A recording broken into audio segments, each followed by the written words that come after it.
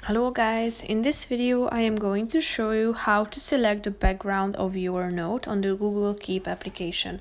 But first I just want to mention, don't forget to subscribe to my channel because at 10,000 subscribers I am going to show you my whole YouTube revenue statistics and growth strategy, how to make money online. So let's jump into it. First of all, open the application on your phone.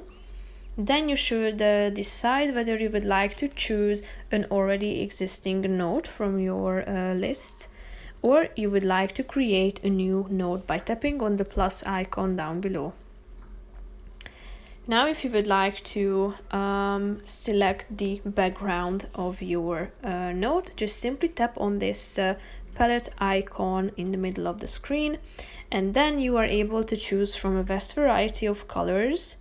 Tap on the relevant one that you would like to choose. But as you can see, you have the possibility to choose these patterns here. As you can see,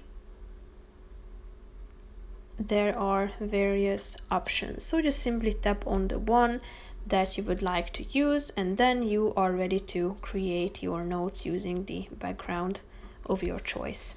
So that's pretty much it for this video. I hope you found it helpful. If you did, consider subscribing and see you in the next video. Bye bye.